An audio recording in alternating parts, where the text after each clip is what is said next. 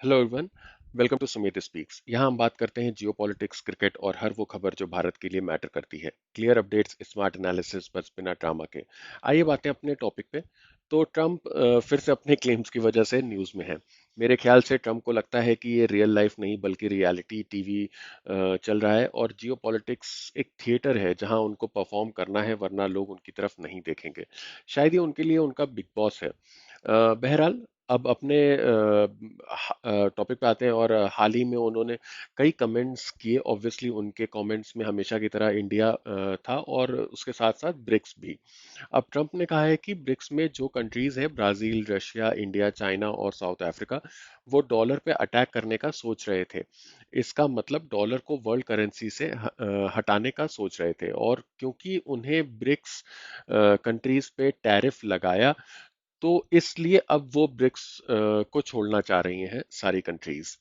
पता नहीं ऐसे कॉमेडियंस पॉलिटिक्स में कैसे आ जाते हैं, और अमेरिका की जनता कैसे ऐसे इंसान को चुन सकती है जो फैक्ट्स में नहीं मगर अपने फिगमेंट्स ऑफ इमेजिनेशन पे ज्यादा विश्वास रखता है। मैंने पहले भी अपने वीडियोस में कहा है और फिर कहूंगा, it is high time for BRICS कि अब अपनी करेंसी बनाने पे ध्यान देना चाहिए और उसको रियलिटी में भी फ्लोट करना चाहिए।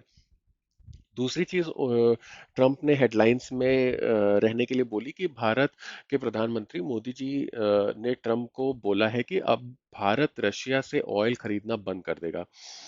ये एक प्रोसेस के हिसाब से हो सकता है, और अब जल्दी से जल्दी ये प्रोसेस खत्म हो जाएगा, जिसके बाद भारत रशिया से ऑयल खरीदना ही पूरी तरीके से बंद कर देगा।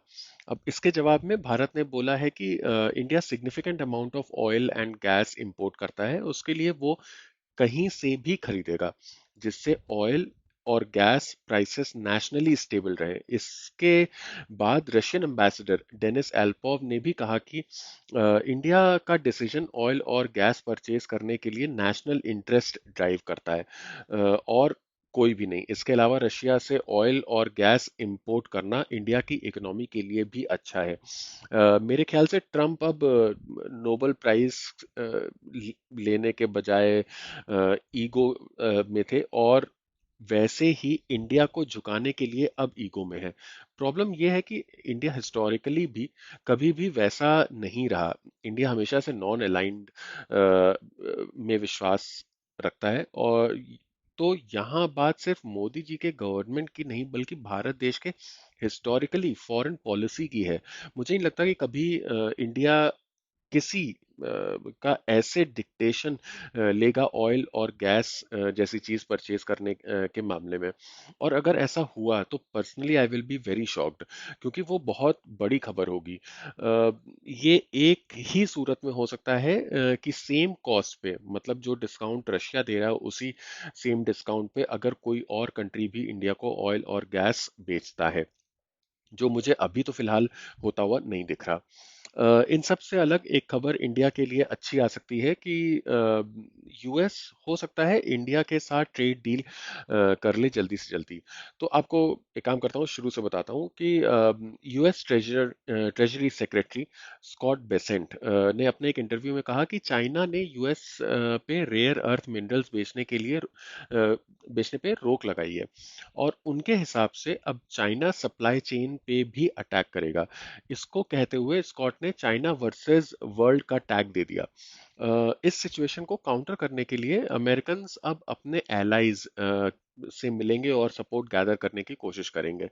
इन एलाइज में स्कॉट ने इंडिया का भी नाम लिया, apart from obviously Europeans and other Asian democracies. अब ट्रंप और उनके कैबिनेट मेंबर्स को चाइना की ये बात बहुत बुरी लग रही है कि वो अमेरिका अमेरिका को रेयर अर्थ मिनरल्स नहीं बेचेंगे, मगर इंडिया पे टैरिफ लगाना, वो भी one of the highest in the world. इसलिए, क्योंकि इंडिया रशिया से ऑयल और गैस खरीद रहा है, ये सही एक्शन लग रहा है उनको। मतलब यूएस कितना हिपोक्रिटिकल हो सकता है। अब यूएस वर्ल्ड की डेमोक्रेसीज को याद कर रहा है, जब उनके यहाँ अपनी खुद की डेमोक्रेसी खत्म होती सी दिख रही है। बहरहाल मेरे ख्याल से इसी वजह से अब हो सकता है कि अमेरिका मजबूर हो जाए इंडिया के साथ ट्रेड डील करने को। ऑब्वियसली इंडिया की अपनी रेड लाइंस हैं, जैसे agriculture, e commerce, intellectual properties को प्रोटेक्ट करना चाहिए उनको, और करेगा भी, क्योंकि जयशंकर जी ने भी कहा है कि हमारी कुछ रेड लाइंस हैं, उनको रिस्पेक्ट करना होगा यूएस को।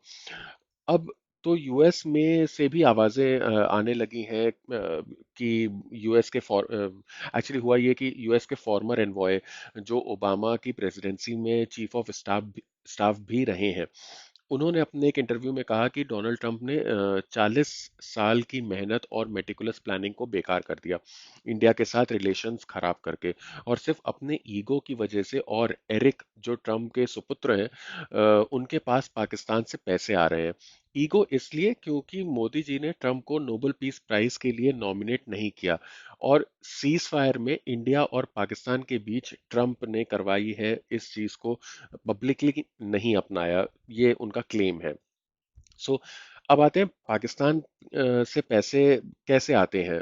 तो वो ऐसे कि एक private owned US crypto currency है, उसने पाकिस्तान की क्रिप्टो करेंसी काउंसिल के साथ डील साइन करी है। अब इस privately owned US crypto currency के 60% ओनर ओनर डोनाल्ड ट्रंप के रिश्तेदार ही हैं, जैसे एरिक और डोनाल्ड जूनियर जो ट्रंप के सुपुत्र हैं, और जैरेड कुशनर जो ट्रंप के दामाद हैं। पता नहीं ये सब लीगल कैसे है। अगर ये चीज हमारे यहाँ भारत में होती तो अब तक बवाल मच गया होता। खैर, मुझे ये एनालिस्ट और फॉर्मर एनवॉयज पे भरोसा बिल्कुल भी नहीं होता है। इनफैक्ट मैंने अपने पिछले वीडियोस में भी कहा है कि ये कैरेट और स्टिक वाली सिचुएशन है। लगता है मुझे कि यूएस की लीडरशिप डंडा दिखाएगी हिंदुस्तान को, और इनके फॉर्मर एनवॉयज कैरेट दिखा के प्यार जताएंगे। और क्योंकि अगर ये फॉर्मर एनवॉयज का थॉट प्रोसेस सच है, तो ट्रम्प पे केस करके इम्पीच करो और प्रेसिडेंसी से हटाओ, व्हाइट हाउस से हटाओ। ये सब क्यों नहीं हो रहा है? सो आप लोग बताइए कमेंट सेक्शन में कि आप लोगों को क्या लगता है ट्रम्प के इस अनप्रिडिक्टेबल बिहेवियर पे। कोई और अपडेट्स आती है तो मैं अपडेटेड वीडियो लेकर के आऊंगा। Thank you for watching, please like share and subscribe.